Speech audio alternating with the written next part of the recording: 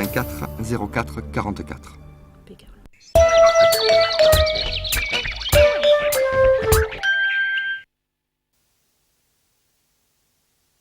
Le journal de Télémiroir avec Christophe. Ça va Christophe? Bonsoir Patrick. Vous êtes prêt à un journal épique? Allez, on va essayer. Vous aviez un peu la tête dans le sac hier soir, plutôt dans la cuvette, d'après ce que j'ai pu voir avec Pierre Castelli. On peut revoir ça sur internet en effet, mais c'était en matière de 7e art, on le précise à nos téléspectateurs qui n'auraient pas vu l'édition d'hier soir. Absolument, donc une partie des titres Christophe que vous allez nous développer ce soir, c'est bien sûr la 36e de journée de Ligue 2 qui va pas tarder à démarrer. Nîmes reçoit Brest ce soir. La pose enfin de la première pierre de la SMAC, la scène des musiques actuelles à Nîmes, et les journées de formation de l'école de police sur les métiers de sécurité publique et privée. C'est une partie donc des titres que vous allez nous évoquer ce soir. En effet, Patrick, bonsoir à toutes et à tous. Nous débutons cette émission et ce journal avec un événement attendu à Nîmes. Hier soir, c'est au Mas des Noyers, près de l'aérodrome de Courbessac, a été posée la première pierre de la future SMAC, la scène des musiques actuelles, un édifice conçu par le cabinet d'architectes nantais Tertrac, qui comprendra une salle principale d'une capacité variable de 600 à 1300 places, une seconde salle de 400 places, des espaces de répétition, d'enregistrement et de formation. Au total, ce sont quelques 5000 m² dédiés à la création musicale et au métier du spectacle pour un budget estimé à 13 millions d'euros et dont la livraison finale est prévue pour l'année 2012. Un acte qui s'est déroulé devant la caméra d'Alain Bellon. La pose de la première pierre de la SMAC nîmoise lance une nouvelle phase, la construction, après des années de préparation et d'études techniques. Cette structure était attendue depuis longtemps par les jeunes et finalement on a attendu beaucoup, on a mis longtemps à se décider. Aujourd'hui les élus communautaires à l'unanimité ont décidé cet équipement. Après un équipement sportif, on a voulu faire un équipement culturel, donc sur un site un petit peu à l'extérieur de Nîmes mais placé à l'est de la ville qui va énormément se développer dans les années qui viennent. Ça va être une salle de 1300 entrées possibles, donc des concerts relativement intéressants. Ça va être aussi une petite salle plus particulièrement dédiée aux groupes locaux, donc ils vont pouvoir s'éclater dans une petite salle. Ça va être aussi surtout un endroit de travail de la musique. C'est ça qui nous tenait à cœur et c'est ce qui justifie le label SMAC. Il y aura donc des studios de répétition où les groupes pourront répéter, pourront préparer un CD, etc. Et il y aura un studio d'enregistrement. Et les grandes nouveautés en ce qui concerne la SMAC de Nîmes Métropole, ce seront le fait que les artistes en résidence pourront être logés sur place. Ça, c'est très apprécié. Et l'autre particularité, c'est qu'on compte bien y organiser des cours de formation au métier du spectacle. Tout cet ensemble sera construit d'une manière bien précise. La grande salle et la petite salle sont construites en béton, c'est une sorte de socle de béton, de cage de béton, à l'intérieur de laquelle il y a une autre cage suspendue qui est en plâtre. Donc c'est un peu construit comme des poupées gigognes, si vous voulez. Une cage de plâtre, une cage de béton. Et puis autour de ça, il y a beaucoup de réseaux de fluides, de gaines de ventilation, et l'ensemble est recouvert d'une troisième peau extérieure qui donne la forme finale à l'objet architectural. L'inauguration sera effectuée courant 2012. Et toujours à la une de l'actualité nîmoise, la formation universitaire dans la capitale gardoise reste au centre de bien des débats.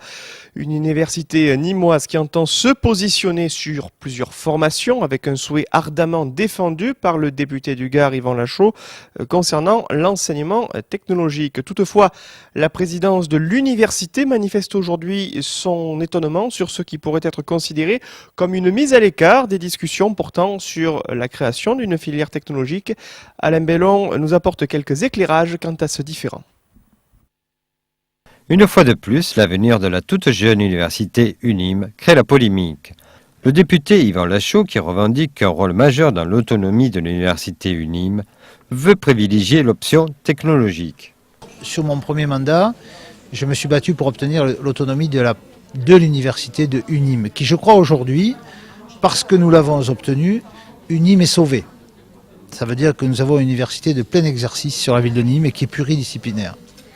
En même temps, moi j'avais l'idée d'une université de technologie alors que nous cherchions l'autonomie de l'université. Et est arrivé sur le rectorat de Montpellier Christian Philippe, recteur, qui a été l'un des fondateurs de l'université de technologie de Troyes.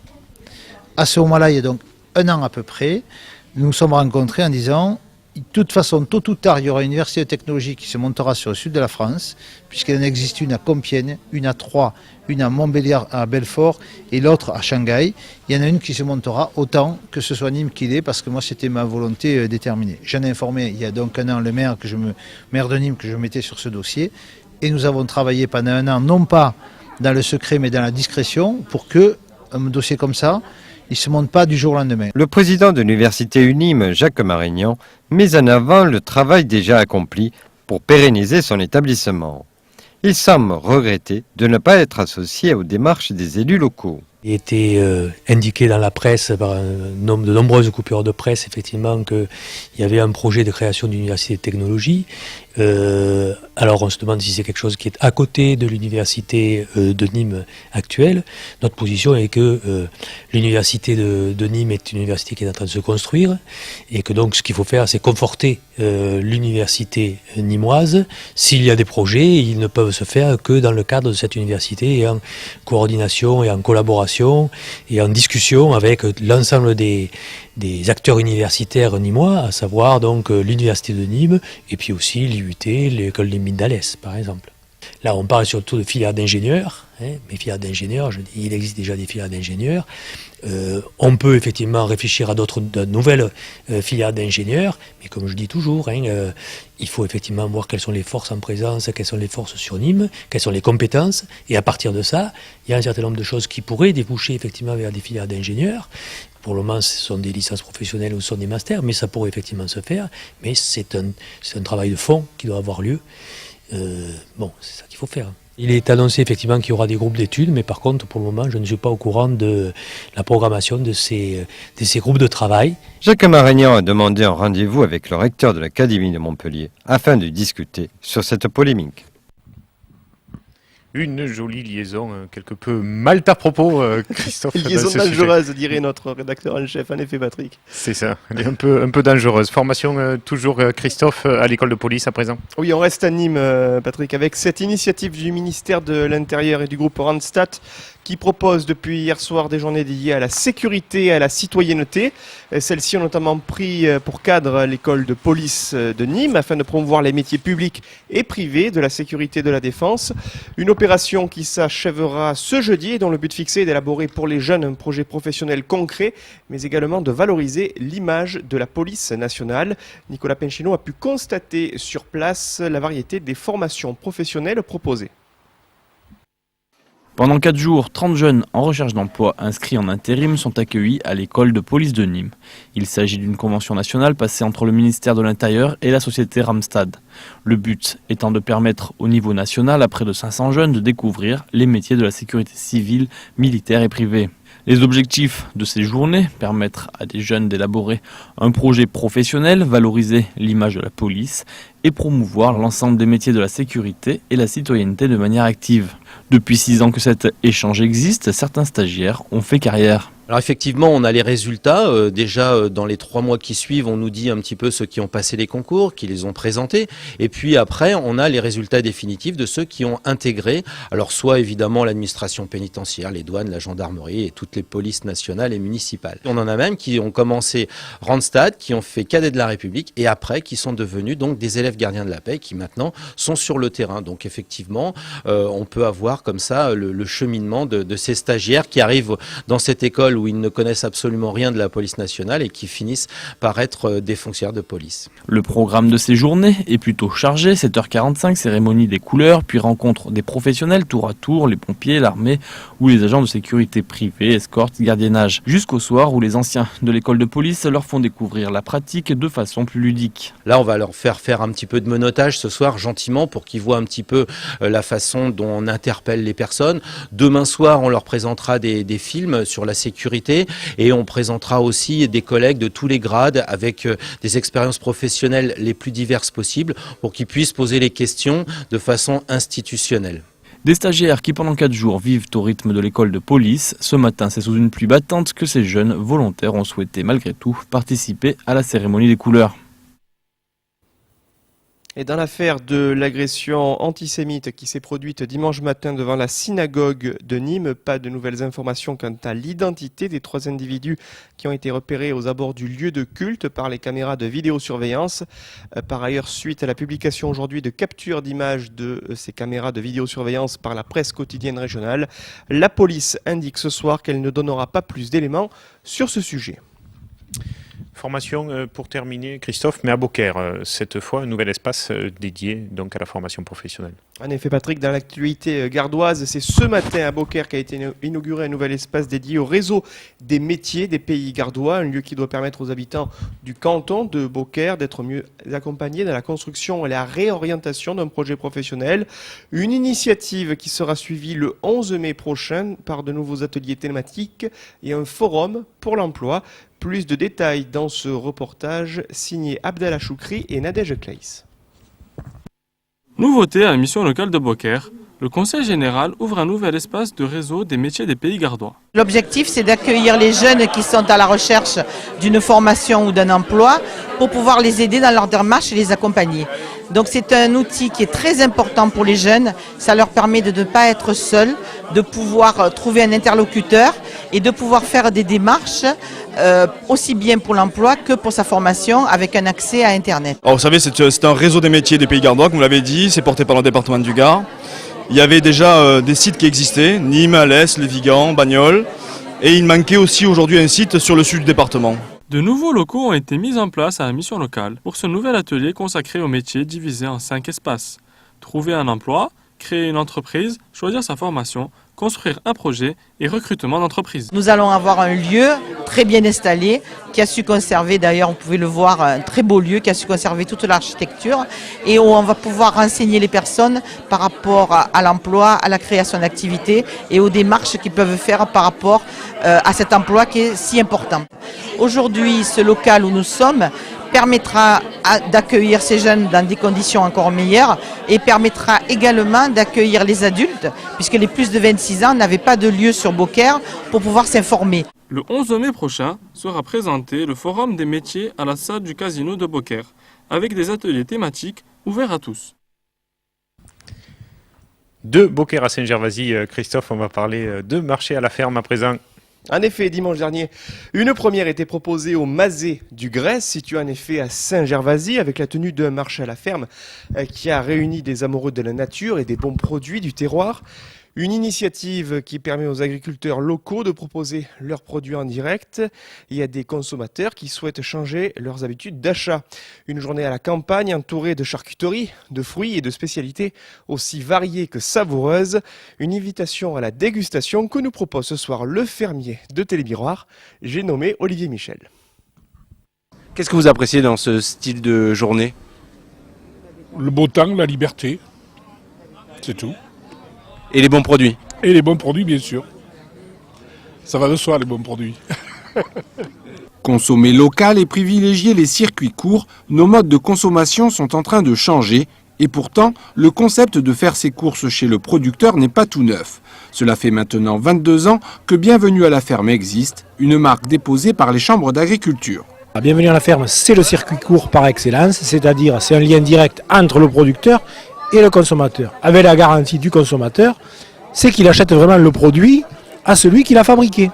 Et d'ailleurs, le concept de démarche à la ferme, c'est pour ça, c'est que pour que les visiteurs puissent se rendre sur la ferme, visiter la ferme, découvrir les différents producteurs et découvrir surtout le lieu de production. Dimanche, c'est Béatrice Daillon qui a ouvert les portes de son Mazet du Grèce à Saint-Gervasy. Une exploitation viticole qui fête ses 1 an d'existence et qui, pour l'occasion, a rassemblé sur son domaine quelques-uns de ses amis producteurs. L'intérêt, c'est qu'on passe donc sans intermédiaire et puis il y a beaucoup de contacts, il y a beaucoup de richesses, beaucoup d'échanges. Et le client, lui, il a un produit de qualité, un produit vrai. Parce qu'on dit ce qu'on fait, on fait ce qu'on dit, donc forcément le consommateur s'y retrouve. Il a des produits de qualité directement de la ferme. Un système de vente directe qui profite donc aux producteurs comme aux consommateurs. Preuve en est, ils étaient nombreux à savourer les produits du terroir au milieu du champ d'oliviers. Je mange les beignets aux oignons, là, impeccable, mais j'aime pas les assiettes, alors j'ai préféré acheter en gros, moi.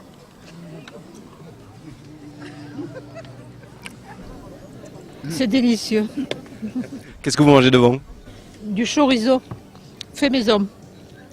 Le plaisir, c'est le plaisir de découvrir les beignets aux oignons et les saucisses au canard. C'est super. Fraises, asperges, miel, ferme équestre ou chambre d'hôte, la gamme des produits estampillés Bienvenue à la ferme est des plus vastes. Elle permet aux agriculteurs de diversifier leurs revenus en misant sur l'agro-tourisme, un mode de consommation bien loin du caddie, où là encore, tout est histoire de goût.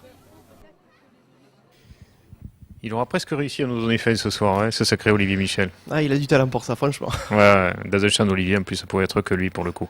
Christophe, on a parlé foot, Croco Hebdo, bien sûr, mais Nîmes Olympique qui joue tout à l'heure. Oui, on va terminer ce journal avec un mot de sport et la suite ce soir de la 36e journée de Ligue 2 avec à 20h30 le Nîmes Olympique qui va recevoir le stade brestois avec un groupe de 16 joueurs convoqués par Jean-Michel Cavalli. Pas de changement majeur par rapport à l'équipe qui a fait match nul à Strasbourg vendredi dernier. Dans le groupe initial, Benjamin Mukanjo fait son retour dans le groupe à la place du capitaine Mehdi Mostefa qui sera suspendu pour cette rencontre. Le capitana sera donc assuré par Abderraouf Zarabi. Le 11 de départ aligné par Jean-Michel Cavalli et le suivant, Al-Shaibani dans les buts. La titularisation surprise en défense de Salahedin Sbahi qui retrouve donc une place de titulaire aux côtés de Stozic, Poulain, Haït Bailly, Zarabi donc en tant que capitaine. Au milieu de terrain on retrouve Cavalli, Keita et puis Mukanjo, Sidibé dans le couloir ainsi que Jonathan Ité.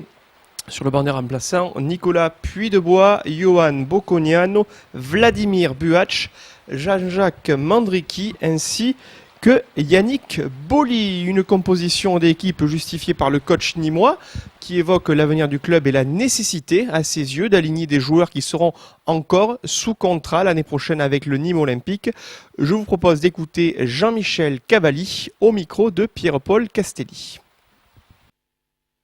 Je vous l'ai dit la semaine dernière, moi ce qui m'intéresse le plus, c'est de faire avec les joueurs qui vont être là l'année prochaine. C'est le plus important, hein. Ceux qui sont sous contrat, c'est sûr, ceux-là, ils vont rester. Les autres, après, il y aura des décisions à prendre. On s'assoira à une table, on les prendra au moment voulu, on pèsera bien le pour et le contre de ce qui a été fait, des besoins que l'on aura, des moyens que l'on aura, est-ce qu'on pourra faire, est-ce qu'on ne peut pas faire, est-ce que c'est pas mieux ce qu'on a à la maison plutôt que d'aller chercher ailleurs, est-ce que vraiment, pour le même prix, on peut avoir mieux ailleurs. Après, c'est tout un... Aujourd'hui, on n'en est pas là. Par contre, il y a une chose qui est sûre, c'est que ceux qui sont sous contrat, il va falloir faire avec les prochaines. Donc ceux-là, il faut les faire jouer.